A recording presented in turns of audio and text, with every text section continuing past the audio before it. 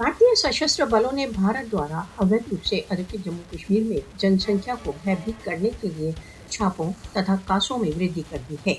गत 24 घंटों के मध्य किश्तवाड़ में कम से कम 26 घरों तथा डोडा में 15 स्थानों पर छापे मारे गए। कुलगाम में अखल क्षेत्र में हिंसक सैनिक कार्रवाइयों का 11वां दिन है।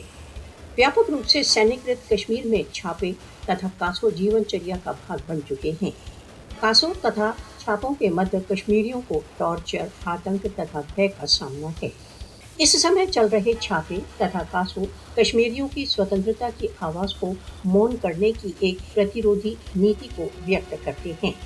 मोदी शासन की पाशविक चालें भारत द्वारा अवैध रूप से अधिकृत जम्मू कश्मीर की पहले ही व्याप्त दयनीय स्थिति को और अधिक गंभीर कर देगी। छापे, कासों तथा गिरफ्तारियां कश्मीरियों को दमित करने की मोदी शासन की निराशा को अभिव्यक्त करती है।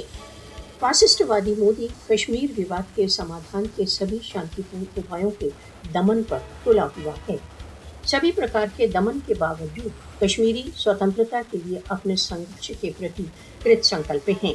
विश्व को भारत के निरंतर बढ़ते आतंक से कश्मीरियों को बचाने के लिए अब सक्रिय हो जाना चाहिए।